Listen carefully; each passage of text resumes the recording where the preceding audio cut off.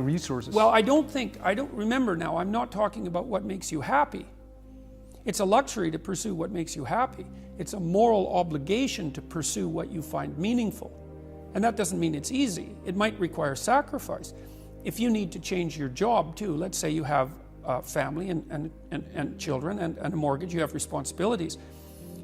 You've already picked up those responsibilities. You don't just get to walk away scot-free and say, well, I don't like my job, I quit. That's no strategy. But what you might have to do is you think, well, this job is killing my soul. All right, so what do I have to do about that?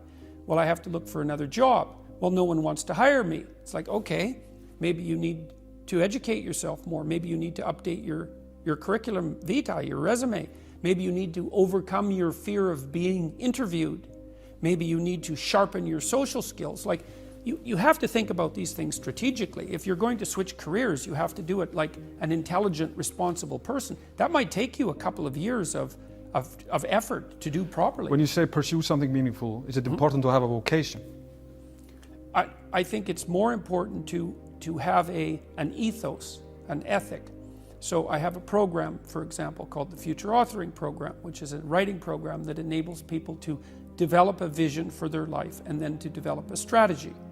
And so it's based on the idea, imagine that, and it's an extension of the ideas in the book, or at least something along the same lines.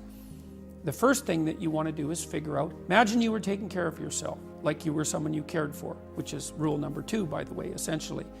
Then you should figure out, well, if you could have what you needed and wanted, what would it be? What sort of friends would you have? What would your family relationships look like? How would you conduct yourself with your children? How would you educate yourself? You need to think through how it is that your life could be properly arranged if you had that ability.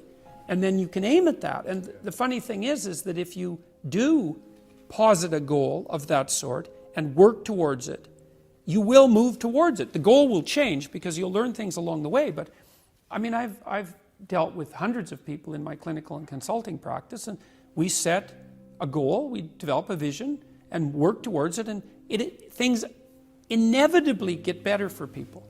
So it's not a luxury, it's difficult. It's a moral responsibility, and it isn't happiness. It's not, the pursuit isn't for happiness. It's a moral responsibility to pursue what is meaningful. Absolutely. Yeah. So when if you watch yourself, you say, well, I had a particularly good day at work. And what does that mean?